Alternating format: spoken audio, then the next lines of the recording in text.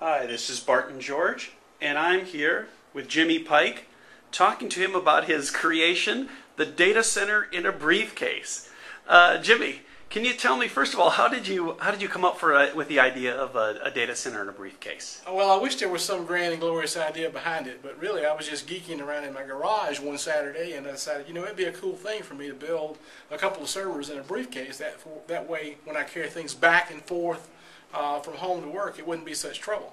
So I said, I've got this briefcase. I wonder if I can cram everything that I want in the briefcase, and this is what is a result of it. Excellent. So maybe you could just tell us a little bit about who you are at Dell. What do you do here? I'm the Director of Systems Architecture for the Data Center Solutions Group, and I guess you could describe me as the chief geek.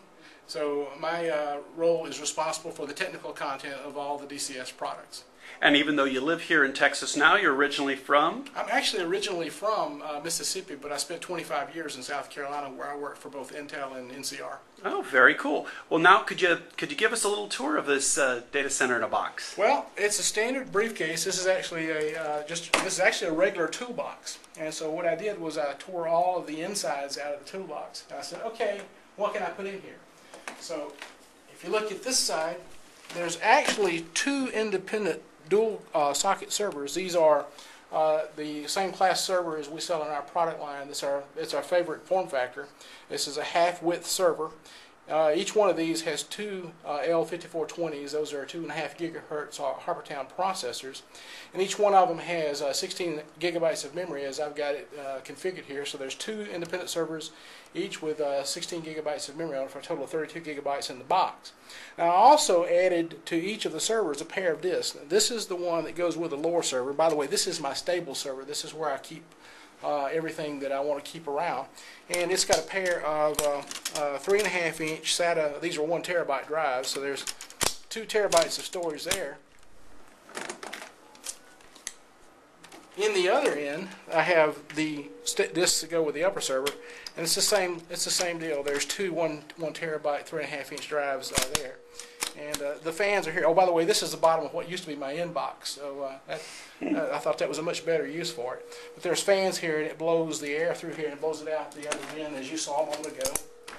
And this is where the air exhausts. So if you look inside, it's got a few other things that I have found to be advantageous as I have dealt with things.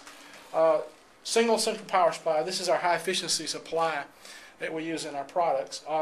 In addition to the two disks that are the removable media, I've got two scratch disks. These are two 500 gigabyte scratch disks that I use for testing things like RAID controllers and etc.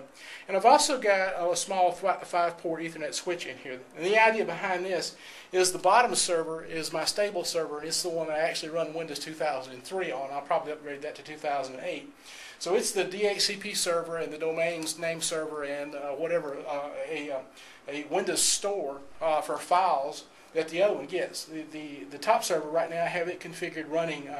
It's got Red Hat Linux on it, and it's actually getting its DHCP and stuff off of the bottom server. In addition to that, I've got a pair of SSDs because I'm constantly running into questions I need to ask about SSDs and how they behave. These are both Intel SSDs. One of them is a 160 gigabyte MLC SSD, and one of them is a 32 gigabyte SLC SSD. And what I was about to do when you guys found me is I've got a new RAID controller card that I was going to put in here and test. And the idea behind this is using SSD as a read cache for those RAID controller cards. So essentially, that's what's in the box.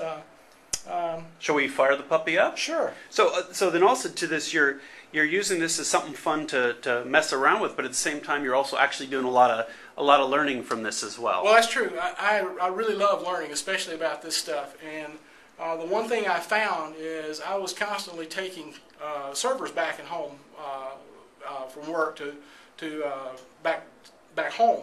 And by doing this, it made it a lot easier for me to take things back and forth. So, yeah, this was all about learning. This is my toy, you might say. And it has its usefulness for me to be able to understand things to do with the role as well. So let me fire it up here. So I don't have a KVM. So all I got is this projector.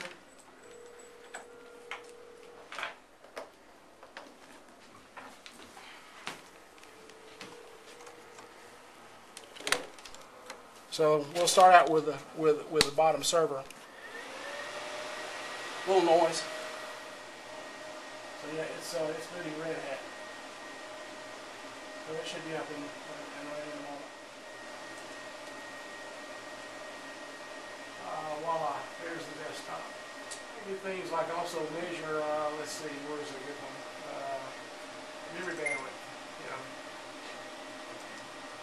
measure the memory bandwidth to show you what I'm seeing, where that lines up with respect to the memory that I have in there today. So it's actually a fairly useful tool for things other than just play. But now you've had the tour of my briefcase. Very cool.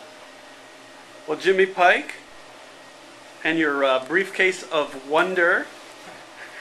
Somebody asked me what I call it. I said I call it a portable for the architect on the go. There you go.